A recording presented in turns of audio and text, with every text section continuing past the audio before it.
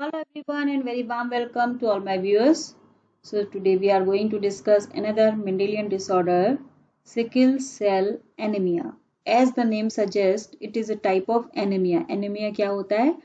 Anaemia वो disease है जिसमें हमारी आरबीसीज का नंबर कम होने लगता है या हम कहते हैं हमारे शरीर में खून की कमी होने लगती है एक लेमन लैंग्वेज में। तो सिकल सेल एनीमिया क्या है? Let's go with this. Sickle cell anaemia एक ऑटोसोमल रेसेसिव हेरिडिटरी डिसऑर्डर है। देखो जितने भी मेंडेलियन डिसऑर्डर हैं वो सारे के सारे रेसेसिव होते हैं, इस चीज का आप ध्यान रखो। हम जितने भी मेंडेलियन डिसऑर्डर पढ़ेंगे वो सारे के सारे ऑलमोस्ट क्या है, रेसेसिव डिसऑर्डर्स हैं। और सिकल सेल एनीमिया के केस में ये ऑटोसोमल माने इसका जो जीन है वो एक ऑटोसोम पर लोकेटेड है, ना कि सेक्स क्रोमोसोम पर। ठीक है, तो sickle cell anaemia autosomal recessive disorder है। ये ज्यादातर पाया जाता है या स्प्रेड हुआ साउथ अफ्रीका में और अमेरिकन ब्लैक्स में, जिनके एंसेस्टर साउथ अफ्रीका से अमेरिका पहुंचे थे। ठीक है, तो वहां पर ये डिजीज ज्यादा देखने को मिलती है। क्यों मिलती है इसका रीजन अभी लास्ट में मैं बताऊंगी आपको। सिम्टम्स अगर इसकी बात करें तो इस डिजीज के सिम्टम जैसे कि ये एनीमिया है, तो एनीमिया में क्या होता है, लॉस ऑफ ब्लड जिसको हम कह सकते हैं। ठीक है, और दूसरा सिम्टम है पुअर सर्कुलेशन ऑफ ब्लड। ये तो इसके मेजर सिम्टम्स हैं। बाकी के जो सिम्टम्स हैं ये वो रिलेटेड हैं आपके इसके मेजर सिम्टम्स से। यानी कि अगर ब्लड का लॉस होता है, आरबीसी का लॉस होता है, तो उससे क्या होगा, आपके शरीर में जो सिम्टम्स दिखाई देंगे, हेडेक, टायर्डनेस, मसल क्रैम्प्स। ठीक है, और क्योंकि आरबीसी का लॉस हो रहा है तो जॉइंडिस में फीवर भी आता है, लो immunity and failure of heart and kidney because of poor circulation of blood. ठीक है, तो ये कुछ सिम्टम्स हैं जो इस डिजीज में अपियर होते हैं। Now the question is, in symptoms का रीजन क्या है? ऐसा क्या होता है सिकल सेल एनीमिया में कि ये सिम्टम्स डेवलप होते हैं? तो इसका रीजन है सिंपल सा कि हमारी जो आरबीसीज होती हैं, नॉर्मल आरबीसीज, वो बाइकॉन्केव शेप की होती हैं, डिस्क शेप होती हैं। देखो ये आपके फिगर में दिखाती हूँ, यहाँ पर आप ये जो देख रहे हो ना, ये एक नॉर्मल आरबीसी है ये। ठीक है, ये कैसी कुशन टाइप की दिख रही है ना आपको, डिस्क शेप है ये बहुत फ्लेक्सिबल होती है और सॉफ्ट होती हैं। And because of these two property they can easily squeeze through the blood vessels. हमारी ब्लड वेसल्स जिनमें नैरो ल्यूमन होती है, उनसे ये आरबीसीज इजिली स्क्वीज हो जाती हैं, पास आउट हो जाती हैं। इस डिजीज में क्या होता है, सिकल सेल एनीमिया में, ये जो हमारी बाइकॉन्केव आरबीसीज होती हैं ये चेंज हो जाती हैं सिकल शेप में। That's why the name is sickle cell anaemia. Okay, तो इनका शेप जो होता है आरबीसी का वो कैसा हो जाता है, सिकल शेप। कहां पर है सिकल शेप, आप ये देखो, ये है सिकल शेप। अब ये जो होती है आरबीसीज बाय नेचर ये हार्ड होती है और इनफ्लेक्सिबल होती है। ठीक है, and because of this property they can't easily squeeze through the blood vessels. अब जब ये स्क्वीज नहीं करेंगी तो क्या होगा, ये अडेयर कर जाएंगी वेसल के वॉल पे और फिर रप्चर हो जाएंगी, डेथ हो जाएगी इनकी। ठीक है, माने इनका जो यूजुअल लाइफ स्पैन है उससे पहले ही ये डेथ होने लगेगी। तो क्या होगा, हमारे बॉडी में आरबीसी का नंबर कम होने लगेगा। That is the major symptom of anaemia, blood loss जिसको हम कहते हैं। ठीक है, तो सिकल सेल एनीमिया का बेसिक रीजन है आरबीसीज का डिस्क शेप से सिकल शेप हो जाना। Got it? Now the next question is कि ये सिकल शेप क्यों हो रही है, ऐसा क्या हो गया हमारे बॉडी में कि आरबीसी सिकल शेप हो रही है? उसका रीजन क्या है? देखो हमारी जो आरबीसीज होती है ना, रेड ब्लड सेल्स, इसके अंदर क्या मिलता है, हीमोग्लोबिन। ठीक है, और हीमोग्लोबिन का काम क्या होता है, it binds and carry oxygen. ठीक है, सिकल सेल एनीमिया में क्या होता है कि ये हीमोग्लोबिन जो होता है वो डिफेक्टेड हो जाता है, इसका स्ट्रक्चर डिस्टॉर्ट हो जाता है। ठीक है, और इस डिस्टॉर्शन की वजह से जो हीमोग्लोबिन है उसको हम अब कहते हैं सिकल सेल हीमोग्लोबिन या सिकल सेल एचबी या एचबीएस, इसको हम रिप्रेजेंट करते हैं। हमारा जो नॉर्मल हीमोग्लोबिन है, नॉर्मल जो रहता है, उसको हम रिप्रेजेंट करते हैं एचबीए से। ए मीन्स यहाँ पर है नॉर्मल हीमोग्लोबिन। ठीक है, और एस अगर प्रेजेंट है तो दैट मीन्स कि यहाँ पर कुछ ना कुछ डिस्ट्रॉशन हुआ है, हीमोग्लोबिन का शेप बिगड़ गया है, उसको हम सिकल हीमोग्लोबिन भी कहते हैं। अब होता क्या है कि ये जो हीमोग्लोबिन का शेप डिस्टॉर्ट हो जाता है, उसकी वजह से नॉर्मली तो ये डिस्क शेप रहेगी आरबीसी, ठीक है, हमेशा सिकल शेप नहीं रहेगी। जब कभी भी ऑक्सीजन की शॉर्टेज होगी बॉडी में, ठीक है, ऑक्सीजन की शॉर्टेज की वजह से ये जो हीमोग्लोबिन का मॉलिक्यूल है, ये जो फाइबर्स हैं इसके, ये इकट्ठे हो जाते हैं, एग्रीगेट हो जाते हैं और स्टिफ फाइबर्स बना लेते हैं, ठीक है। ये स्टिफ फाइबर्स जो कि फ्लेक्सिबल नहीं होते हैं, है ना, ये इस आरबीसी के शेप को सिकल शेप में चेंज कर देते हैं। क्या कहा मैंने, हीमोग्लोबिन एस का जो मॉलिक्यूल है हर समय सिकल शेप में अपियर नहीं होगा।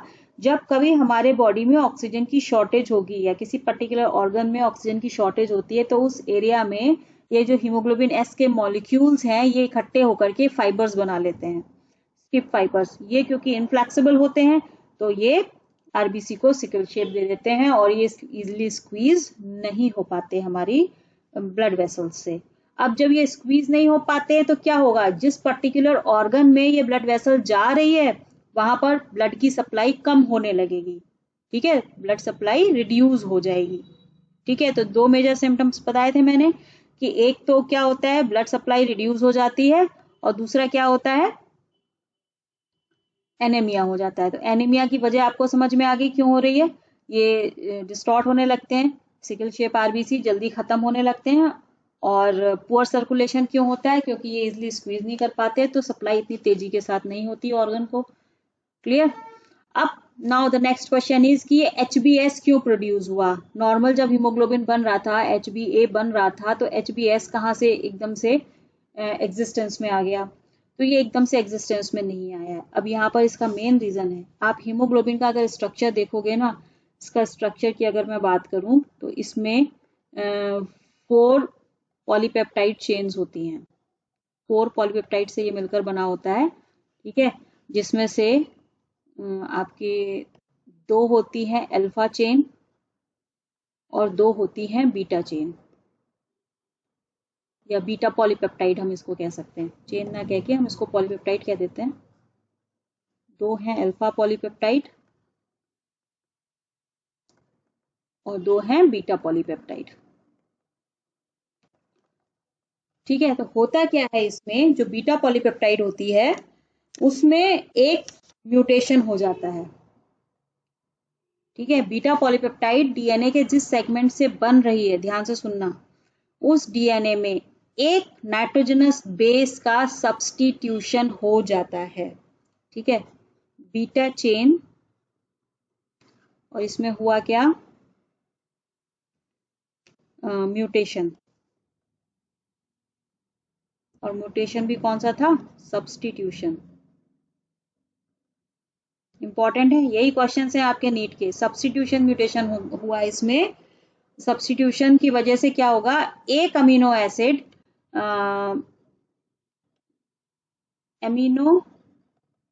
एसिड ग्लूटामीन, या जिसको हम ग्लूटामिक एसिड भी कहते हैं, और glutamic acid is replaced with valine at 6th position. What does it mean? कि नॉर्मल हीमोग्लोबिन में ग्लूटामिक एसिड प्रेजेंट था, ठीक है, वो रिप्लेस हो गया वैलीन से, कौन सी पोजीशन पर, 6th पोजीशन पर। ये सारे नीट के क्वेश्चंस हैं, मैं स्पेशली अलग से लिख के नहीं बताऊंगी, यहीं पर बता रही हूँ, ठीक है। तो इसको मैं ऐसे भी दिखा सकती हूँ कि आप ये देखो, नॉर्मल HbA जीन की बात करेंगे ना हम डीएनए लेवल पे, उसमें क्या था कि ये सीक्वेंस था आपका GAG, ठीक है। ये GAG जो था ये प्रोड्यूस कर रहा था आपका एक sequence valine, histidine, leucine, threonine, proline, glutamic acid and glutamic acid. तो ये ग्लूटामिक एसिड था, ये 1st, 2nd, 3rd, 4th, 5th and 6th and 7th। तो ये जो ग्लूटामिक एसिड था, इट वाज रिप्लेस्ड विद ये आपकी पॉलीपेप्टाइड है, नॉर्मल HbA पॉलीपेप्टाइड। ठीक है, इसमें हो गया क्या, substitution of A to T, ये इसका हो गया सब्स्टिट्यूशन। तो अब जो DNA बनेगा उसका सीक्वेंस क्या हो जाएगा, सिकल सेल HbS जीन, वहां पर सीक्वेंस क्या आ जाएगा, G T एंड G। ठीक है, अब ये GTG जो है, जब ये mRNA के थ्रू जब प्रोटीन बनाएगा ना, तो ये कोड कर देगा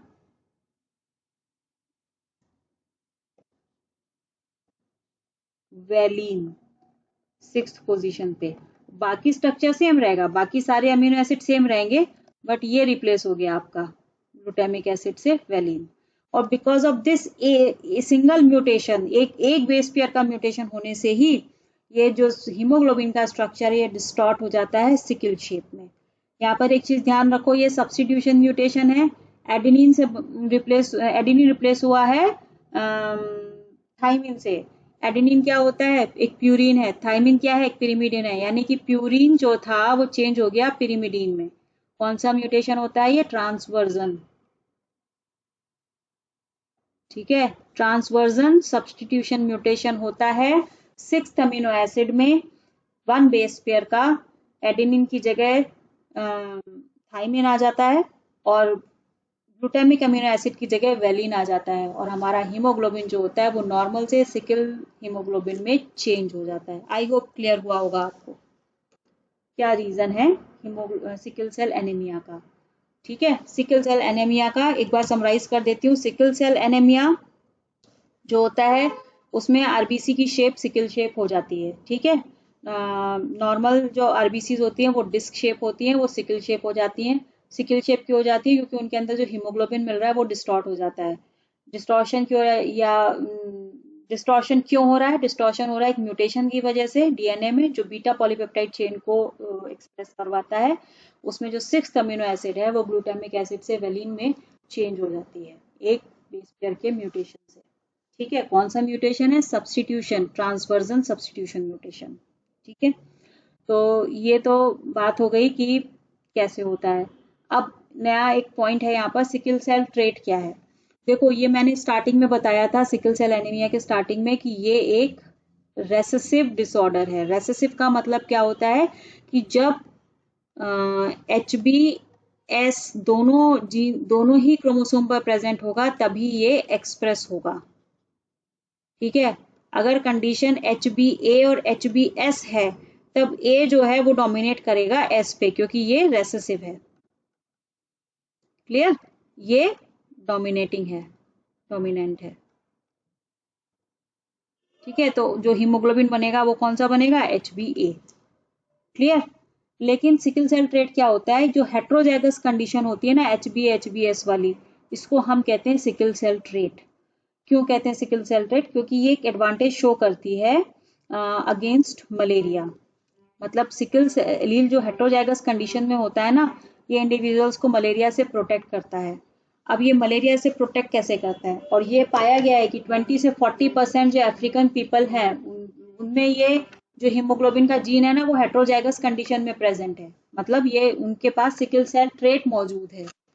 क्लियर, अब ये प्रोटेक्ट कैसे करता है, वो प्रोटेक्ट ऐसे करता है कि सपोज ये आरबीसी है जिसमें HbS यानी कि सिकल हीमोग्लोबिन प्रेजेंट है। ठीक है, जब मलेरियल पैरासाइट इस पर अटैक करता है, मलेरियल पैरासाइट, ठीक है, attacked an RBC which contain HbS, तो ये आरबीसी डिस्क से the shape change to sickle, मतलब नॉर्मली तो ये डिस्क शेप रहती है, लेकिन अब इस कंडीशन में क्या होगा, ये सिकल शेप में चेंज हो जाती है, और सिकल शेप में चेंज होते ही क्या होता है, ये रप्चर हो जाती है। मतलब rupture before the completion of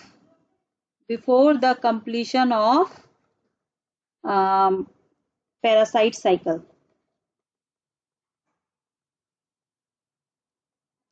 मतलब इससे पहले कि वो पैरासाइट यहाँ जाके ग्रोथ करता, डेवलपमेंट होता, फर्दर लाइफ साइकिल को प्रोसीड करता, उससे पहले ही आरबीसी जो है वो रप्चर हो जाती है और खत्म हो जाती है, और इसके साथ ही मलेरियल पैरासाइट भी खत्म हो जाता है। और जो बाकी आपके रिमेनिंग पैरासाइट्स हैं वो बॉडी की डिफेंस मैकेनिज्म किल करती है। Remaining parasites are destroyed by body's defense mechanism। Clear? तो बाकी के पैरासाइट बॉडी की डिफेंस मैकेनिज्म ने क्लियर कर दिए, और जो थोड़े बहुत थे जो आरबीसी पे अटैक किया वो आरबीसी खत्म हो गई। ठीक है, क्यों? क्योंकि यहाँ पर HbS और HbA दोनों ही प्रेजेंट है ना। S प्रेजेंट होने की वजह से जैसे ही इसको शॉर्टेज मिला ऑक्सीजन का, इसने इसको सिकल शेप में चेंज कर दिया और उसको डिस्ट्रॉय कर दिया। तो एक तरीके से यहाँ पर देखा जाए तो ये को डोमिनेंस का फिनोमेना शो करते हैं। दोनों ही तरीके से ये अपियर हो सकता है। HbA भी नॉर्मल हीमोग्लोबिन भी मिलता है और सिकल हीमोग्लोबिन भी मिलता है देखने के लिए। ठीक है, तो इस तरीके से ये एक रेजिस्टेंट मैकेनिज्म है जो इंडिविजुअल्स में डेवलप हो गई है, स्पेशली अफ्रीकन्स में। ठीक है, नाउ इसके इनहेरिटेंस की बात कर लेते हैं। सपोज एक इनहेरिटेंस की बात करेंगे क्योंकि सेक्स लिंक ट्रेट नहीं है, तो दोनों ही मेल और फीमेल कैरियर हैं। सपोज HbA HbS मतलब हेट्रोजाइगस कंडीशन जो होती है वो करियर कहलाती है। ठीक है, करियर फीमेल और HbA HbS करियर मेल। जब गैमीट फॉर्मेशन होगी तो इसके ये दोनों क्रोमोसोम अलग अलग हो जाएंगे। ठीक है, HbA अलग हो जाएगा, HbS अलग हो जाएगा, यहाँ पर भी HbA अलग हो जाएगा, HbS अलग हो जाएगा। और जब हम इनकी क्रॉस करवाएंगे, क्रॉस होगा इस तरीके से। ठीक है, then this and then this. तो जो चार कंडीशंस मिलेंगी वो क्या है आप देख सकते हो। HbA HbA, दूसरी है HbS HbA, तीसरी है HbA HbS और चौथी है HbS HbS। अब यहाँ पर आप देखो ये नॉर्मल इंडिविजुअल है। ठीक है, मेल फीमेल से मतलब नहीं है, अभी हम सेक्स की बात ही नहीं कर रहे हैं। ये नॉर्मल इंडिविजुअल है, ये दोनों क्या है? कैरियर हैं। और ये जो इंडिविजुअल है ये अफेक्टेड है, अफेक्टेड इंडिविजुअल है ना। और ऐसे इंडिविजुअल जहां पर सिकल ट्रेट होमोजाइगस कंडीशन में प्रेजेंट होता है, ऐसे इंडिविजुअल की लाइफ स्पैन ज्यादा नहीं होती है, या तो चाइल्डहुड में और in up to the age of 20 इनकी डेथ हो जाती है। ठीक है, इसको हम लिख सकते हैं either die in childhood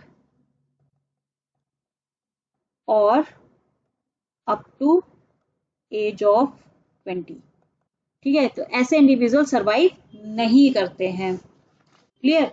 now the next question is कि इस सिकल सेल अफेक्टेड इंडिविजुअल्स को हम कैसे अवॉइड करें, हम कैसे रोकें कि अफेक्टेड ना हो। भाई करियर कंडीशन ठीक है, वो सरवाइव करेगा, अपनी नॉर्मल लाइफ जिएगा। ठीक है, तो हमें करियर तो चाहिए बट अफेक्टेड इंडिविजुअल ना हो, तो उसका एक ही एक तरीका है कि हम ऐसी मैरिजेस को डिस्करेज कर दें जिनमें 2 करियर इंडिविजुअल इन्वॉल्व हो, मेल और फीमेल, जैसे कि अभी ऊपर क्रॉस में बताया। और एक चीज यहाँ पर आप देख लो, अगर इन टोटल 4 इंडिविजुअल्स को मैं 25% का परसेंटेज दे दूं, तो आउट ऑफ 100% 25% इंडिविजुअल नॉर्मल हैं, 50% इंडिविजुअल कैरियर हैं और 25% इंडिविजुअल क्या है? अफेक्टेड हैं। ये बात कर रही हूँ उस क्रॉस की जहां पर मेल और फीमेल दोनों ही क्या है? फादर और मदर दोनों ही कैरियर हैं। उस केस में जो ऑफ स्प्रिंग्स हैं उनका परसेंटेज बता रही हूँ। क्वेश्चन बनते हैं यही, ऐसे ही क्वेश्चन पूछ लिया जाएगा आपसे, परसेंटेज में पूछ लेंगे। अभी बताऊंगी मैं कि क्वेश्चंस मैंने कुछ फ्रेम किए हैं, आप उसमें देख सकते हो। ठीक है, तो ऐसे कि अफेक्टेड इंडिविजुअल ना मिले, उसको रोकने का एक ही तरीका है कि 2 कैरियर के बीच में मैरिजेस ना हो, उसको हमें डिस्करेज करना है। लेकिन इसको हम कैसे पता लगाएं? उसका एक ही तरीका है, microscopic examination of their RBCs. देखो आरबीसीज जो होती है हमें माइक्रोस्कोप से दिख जाती हैं। तो एक आपने पैथोलॉजिस्ट के पास जाना है, ब्लड की स्लाइड बनवानी है, स्लाइड में जो एक्सपर्ट्स होंगे वो देख के बता देंगे कि भाई ये बंदा कोई पर्टिकुलर इंडिविजुअल सफर कर रहा है सिकल सेल एनीमिया से या नहीं, वो देख के पता चल जाएगा। तो सिंपल सा इसका टेस्ट है, उससे हमें पता चल जाता है। तो बिफोर मैरिज ये चीज कंफर्म करना जरूरी है। क्लियर? अब इंडिया में इतना कॉमन नहीं है, वो अलग चीज है, ठीक है। तो this is all about sickle cell anaemia. I hope आपको समझ में आया होगा।